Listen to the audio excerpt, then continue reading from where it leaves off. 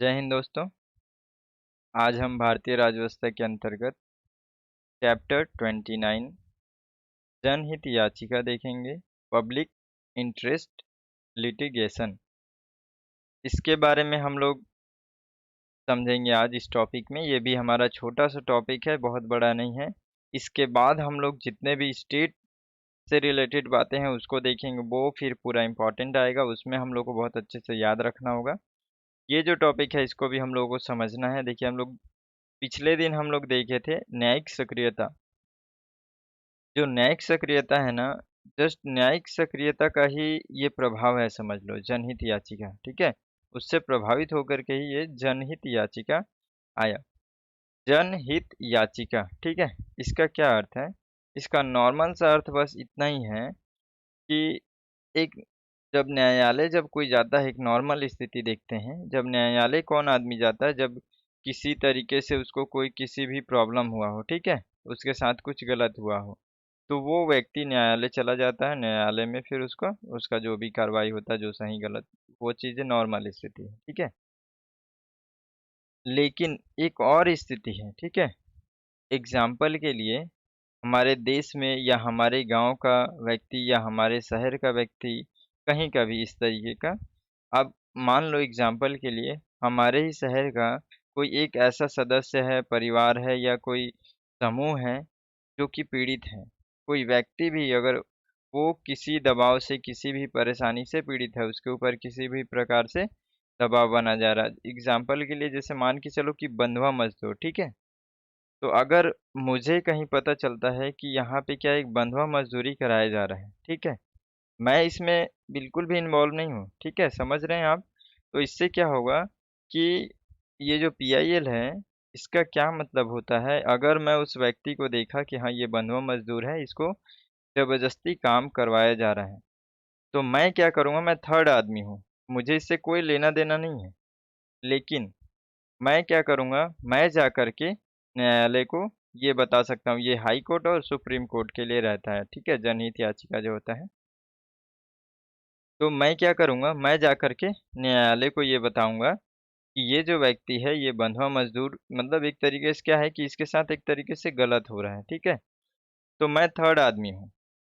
तो इसका मतलब ये है कि जनहित याचिका का मतलब ये है कि आप जनहित के लिए, लोगों के अच्छे के लिए, भले के लिए, कोई भी व्यक्ति हो, ठीक है? कोई भी व्यक्ति है, वो अगर उसके साथ कुछ गलत हो रहा है तो आप न्यायालय को बता सकते हो, न्यायालय उस पे एक्शन लेगा। बस नॉर्मल सा इतना ही स्थिति है। यानी कि अब केवल पीड़ित व्यक्ति ही न्यायालय नहीं जा सकता है। पीड़ित व्यक्ति यदि नहीं बोल पा रहा है, सबसे मुख्य उद्देश्य इसका यही है कि अगर क्या होता है, कई व्यक्ति जैसे अब महिलाओं के साथ कोई गलत व्यवहार हो जाना, बच्चों के साथ कोई गलत व्यवहार हो जाना, ठीक है? जो एक तरीके से एक पिछड़े जो लोग हैं, ठीक है? वो किसी भी तरीके से उनको पीड़ित हैं वो क्या होता है कि वो लोग वहाँ तक नहीं पहुँच पाते हैं, न्यायालय तक नहीं पहुँच पाते, उनको इंसाफ नहीं मिल पाता है। तो इस पीआईएल यानी कि जनहित याचिका का मुख्य उद्देश्य ये है कि अगर वो व्यक्ति नहीं पहुँच पा रहा है, तो उससे रिलेटेड कोई भी व्यक्ति है, कोई भी ऐसा व्यक्ति है जिसको ये दिख रहा है कि हाँ, यहाँ प्रॉब्लम हो रहा है, वो भी आकर के यदि न्यायालय को बताता है, तो उसके बिहाफ़ में वो कार्रवाई होगा, ठीक है? तो ये जनहित याचिका का मुख्य जो उद्देश्य है ना, वो यही है, ठीक है? तो ये आप अच्छे से समझ गए। अब थोड़ा-सा हम लोग देख लेते हैं इसमें किताब में क्या-क्या है अपना। देखिए, ये जो है ना, जो हमारा ये जनहित याचिका है, ये भी अमेरिका से संबंधित है। ये भी 1960 में सबसे पहले वहीं आया, अपने पूरा ऑल ओवर वर्ल्ड में बोलें तो। उसके बाद से हमारे भारत में ये 1984 के आसपास में आया, ठीक है? उस समय जो थे वी आर कृष्णन अय्यर और न्यायमूर्ति पी एन भगवती, ठीक है? ये इन लोग जो है ना, वो पीआईएल का अवधारणा के प्रवर्तक हैं, ठीक है? यानी कि ये मुख्य व्यक्ति हैं, ठीक है? इंडिया में हमारे। तो ये उस समय न्यायमूर्ति पीएन भगवती और कृष्ण अय्यर थे, उसको थोड़ा-सा याद रखेंगे आप, है ना? उसके बाद से हम लोग आगे इसमें देख लेते हैं, थोड़ा बहुत और है। देखिए, उद्देश्य तो हम लोग मेन उसका अर्थ अगर समझ गए हैं, तो हम लोग को बाकी चीज़ तो ज़रूरत नहीं पड़ेगा, बट फिर भी हम लोग थोड़ा-सा देख लेते हैं इसका उद्देश्य, है ना? देखिए जैसे कि कानून के शासन की रक्षा, है ना? कि अब कानून का जो शासन है वो अगर सही तरीके से बना रहे, उसके लिए ये ज़रूरी है ना। मान के चलो सरकार भी किसी चीज़ को नहीं देख पा रही है, न्यायालय तक कोई व्यक्ति पहुँच नहीं पा रहे हैं। तो एक थर्ड ये एक अच्छा सोच है ना कि कोई और भी कोई भी व्यक्ति अगर किसी चीज़ को अगर किसी भी परेशानी को देखता है, प्रॉब्लम्स को देखता है, कोई भी ऐसा फेस कर रहा है, वो भी न्यायालय को बता सकता है।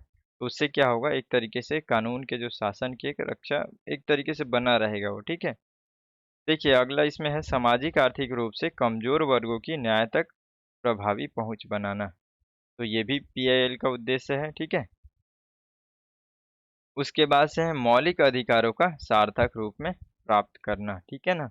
आप ये भी समझ गए क्योंकि हम लोगों को अगर भारत का कोई भी व्यक्ति है, कोई भी है हमारे भारत के सभी नागरिक एक समान है, सभी को जो अधिकार है वो मूल अधिकार जो है वो सभी को बराबर रूप से मिला हुआ है। लेकिन क्या सभी लोगों के साथ वैसा हो रहा है? सभी लोग के साथ वो सभी लोग क्या बराबर हैं? नहीं हो पा रहे हैं।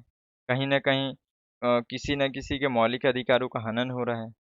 तो उस चीज़ को बेहतर करने के लिए, उस चीज़ से उसका समाधान करने के लिए क्या है ये पीआईएल उसमें बहुत ज़्यादा हेल्पफुल होता है, ठीक है? तो ये हम लोग समझ गए। देखिए इसके इससे रिलेटेड जो टॉपिक है ना उसको देखते हैं कि कौन-कौन सा ऐसा क्षेत्र है जिसमें हम लोग पीआईएल डाल सकते हैं, ठीक है? कोई भी व्यक्ति पीआईएल डाल सकता है, ठीक है? देखिए जैसे देखिए बंधुआ श्रमिक इसमें आ जाते हैं, उपेक्षित बच्चे आ जाते हैं। देखिए पुलिस के द्वारा जो भी मामला यदि कोई भी ऐसा मामला होता है, वो क्या करते हैं अगर होता है ना संज्ञान में नहीं लेते हैं, तुरंत सामने नहीं आते हैं। पुलिस वाले भी कई बार जान रहे हैं आप ये सब चीज़ें जो व्यावहारिक जो चीज़ें हैं, है ना? पुलिस वाले लोग भी एक समय में रंग बदल लेते हैं। तो ऐसा स्थिति में भी हम लोग क्या है पीआईएल डाल सकते हैं। तो देखिए यहाँ पे क्या बोला जा रहा है कि पुलिस के द्वारा मामला दाखिल नहीं किए जाने संबंधी याचिका, पुलिस उत्पीड़न, ठीक है? या फिर पुलिस हिरासत में मृत्यु, ऐसा कोई भी स्थिति होता है तो इस स्थिति में भी आप पीआईएल डाल सकते हैं। उसके बाद से महिलाओं पर अत्याचार के खिलाफ याचिका, ठीक है? विशेषकर वधू उत्पीड़न, दहेज दाहन, बलात्कार, हत्या, अपहरण ये सब चीज़ों से भी रिलेटेड फिर दंगा पीड़ितों की याचिकाएँ, साथ ही पर्यावरण प्रदूषण संबंधी याचिकाएँ भी हम लोग डाल सकते हैं। पर्यावरण क्लाइमेट से जो भी ऐसी चीज़ें हमारे अगर मान के चलो मोहल्ले में, शहर में कहीं बहुत ज़्यादा कूड़ा-कचरा ये सब जो चीज़ें हैं ना, इनसे संबंधित भी अगर इनका व्यवस्था सही नहीं है, तो हम लोग इसके लिए भी पीआईएल डाल सकते हैं और पीआईएल के संबंध में ना जो न्यायालय को जो शक्ति मिलता है वो अनुच्छेद 32 और 226 के तहत शक्ति मिलता है, ठीक है? तो ये हम लोग ये जो जनहित याचिका है इसको हम लोग बहुत साधारण भाषा में अच्छे से हम लोग समझ गए। ये चैप्टर बस इतना ही है, इसमें इतना ही हम लोग को समझना था। अब हम लोग देखिए आगे क्या पढ़ेंगे उसको थोड़ा-सा हम लोग देखते हैं। देखिए इसके बाद जो हमारा जो चैप्टर आएगा ना वो भाग 4 आएगा अपना एम लक्ष्मीकांत जो बुक है उसका। उसमें हम लोग अब देखेंगे राज्य सरकार के बारे में, स्टेट गवर्नमेंट के बारे में देखेंगे। जिसमें हमारा जो चैप्टर रहेगा 30 चैप्टर रहेगा राज्यपाल को हम लोग पहले देखेंगे, उसके बाद मुख्यमंत्री को देखेंगे और राज्य मंत्रिपरिषद रहेगा, राज्य विधानमंडल रहेगा, उच्च न्यायालय रहेगा, अधीनस्थ न्यायालय, जम्मू कश्मीर की विशेष दर्जा और ये कुछ राज्यों के लिए विशेष प्रावधान। तो जैसे कि हम लोग जब पढ़े थे कि जो सेंट्रल गवर्नमेंट जो हम लोग देखे थे, उसमें भी हम लोग को बहुत ज़्यादा इम्पोर्टेंट चीज़ें मिली थी जिसको हम लोग को अच्छे से याद रखना था, अच्छे से समझना था। सेम अब हम लोग इसको देखेंगे राज्य सरकार के बारे में। तो ये जो टॉपिक है ये भी हम लोग को बहुत ज़्यादा इम्पोर्टेंट है। तो हम लोग अब अगले दिन राज्यपाल के बारे में समझेंगे, पढ़ेंगे, ठीक है? देखिए अभी क्या है कि हम लोग कई बार ऐसा भावुक होकर के चलते हैं, ये सब एक्सपीरियंस है आप फ़ील कर रहे होंगे कि आप अगर 4 दिन आप नहीं पढ़ेंगे, 5वें दिन आप सोचेंगे कि क्या पूरा आधा बुक, 1 बुक कंप्लीट कर दिया जाए। ऐसे सही तरीके से पढ़ाई नहीं होता है, मैं खुद भी बहुत बार ऐसा कोशिश किया हूँ। लेकिन आप आज नहीं तो कभी न कभी आगे चल कर के आपके साथ ऐसा होगा कि आपको डिसिप्लिन मेंटेन करना पड़ेगा। वो डिसिप्लिन को आप अभी मेंटेन करो। आप ना मतलब कितना समय लगा अभी हम लोग पीआईएल को समझ गए। हर दिन बस आप आधा घंटा भी अगर करते हो ना किसी एक चैप्टर के लिए, बहुत ज़्यादा है। आप बहुत ज़्यादा मत पढ़ो, बस एक ही चीज़ को बहुत अच्छे से पढ़ो। अब हम लोग देखो, आज हम लोग देख रहे हैं कि अब हम लोग 29 चैप्टर कंप्लीट कर लिए हैं। अगर आपको 29 लगातार आप अगर सीक्वेंस में आप भी अगर पढ़ेंगे, एक एक चैप्टर भी अगर पढ़ते हैं, तो काफ़ी अच्छे से आप तैयारी करेंगे और बार बार उसको पढ़िए। एक ही चैप्टर को आप दिन में, अब जैसे हम लोग 10 चैप्टर पढ़ लेते हैं एक दिन में, एक दिन में आप एक चैप्टर को 10 बार पढ़िए, वो ज़्यादा सही रहेगा। क्योंकि एक बार जब चैप्टर का नाम आया ना, तो आपको उसका पूरा हर चीज़ उसके बारे में, सारे कंडीशंस आपको याद आ जाए। इस तरीके से पढ़ना ज़रूरी है, नहीं तो कन्फ्यूज़न बहुत होता है, ठीक है? आगे चल कर के मैं जानबूझ कर के क्वेश्चन लाता हूँ। हम लोग अभी 2-3 चैप्टर जो पढ़े उसमें क्वेश्चन नहीं था, इसलिए मैं नहीं बताया। ये जो हम लोग पढ़ेंगे स्टेट के बारे में, इसमें बहुत अच्छे से क्वेश्चन रहेगा। जस्ट चैप्टर ख़त्म करने के बाद हम लोग क्वेश्चन देखेंगे। तो इसमें जो पढ़ना है ना, बस सीक्वेंस से चलते रहो थोड़ा-थोड़ा करके। ऐसे ही है, बस यही है, सबसे मेन यही है कि लगातार और पूरे हिम्मत से बने रहें, तो ही कुछ हो पाएगा लाइफ में, ठीक है? क्योंकि ये जो चीज़ है ना, वो अचानक से कोई चीज़ नहीं दिखता है। लंबे समय में एक समय जब दिखता है ना, तो उसका बात ही अलग है, ठीक है? तो बस अभी आपको बिना कुछ सोचे समझे बस अपना काम करना, यही आपका काम है। यदि आप, जितने लोग भी अगर आप एग्ज़ाम की तैयारी कर रहे हैं, तो आपका अभी यही काम है।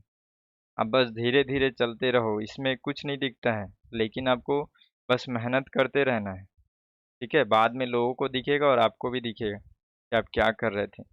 लेकिन अभी आपको सीक्वेंस के साथ बस आप एक चैप्टर ही पढ़ो बस, ठीक है? एक-एक चैप्टर ही आप पढ़ते रहो। इससे ज़्यादा पढ़ने की ज़रूरत नहीं है, लेकिन बहुत अच्छे से पढ़ो, ठीक है? तो हम लोग अब अगले दिन जो है वो स्टेट गवर्नमेंट के बारे में पढ़ेंगे। मिलते हैं फिर अगले वीडियो में, तब तक के लिए जय हिंद।